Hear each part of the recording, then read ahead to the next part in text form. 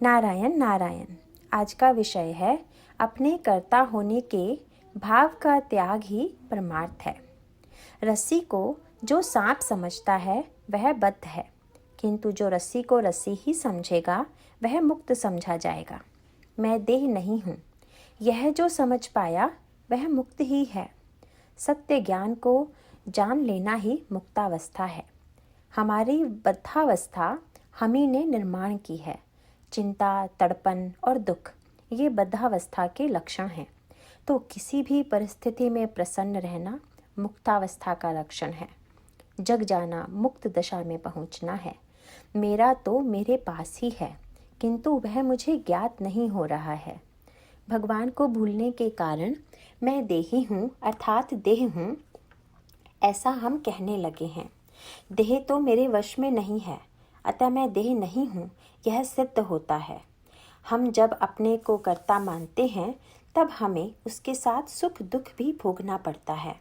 मुझे न सुख होता है न दुख, ऐसा जिसे लगता है उसे मुक्त समझें। यह कर्ता होने का भाव बड़ा घातक होता है। मैंने इतना बड़ा बाड़ा बनाया, गृहस्थी भी सफलता से की, ऐसा गृहस्थ को अभिमान होता है। सन्यासी भी अपने मठ का अभिमान रखता है, यानी इस कर्ता होने के अभिमान के बंधन से दोनों का भी सहज से छुटकारा नहीं होता। यह कर्ता होने का भाव हम छोड़ना चाहते हैं तब भी वह हमसे नहीं छूटता। हमें यह सदा अनुभव होता है।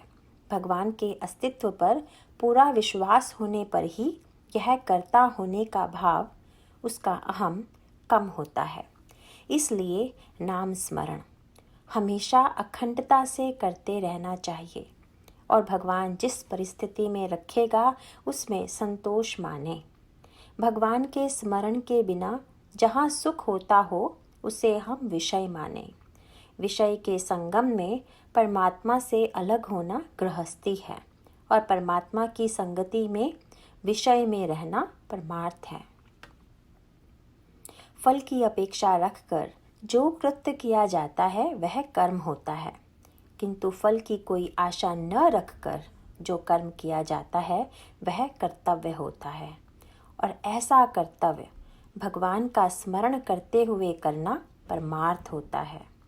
और यह कहते हुए भगवान को दृष्टि से ओझल न होने देना अनुसंधान है। मान लो हम कोई अच्छी पुस्तक पढ़ रहे हों और ऐसी स्थिति में पाँव में कोई चींटी काट ले तो हमें उसका भान फौरन होता है। यही भान पूरे शरीर को व्याप्त करता है। उसी प्रकार भगवान का अनुसंधान गृहस्थी में व्याप्त होकर रहे। गृहस्थी का कोई भी काम करते समय अनुसंधान बनाए रखना चाहिए। अनुसंधान का अभ्यास करें। भगवान का अनुसंधान हमें भगवान की ओर ले जाता है। ऐसा निश्चय करें कि मैं अनुसंधान दृढ़ रखूँगा। नारायण नारायण।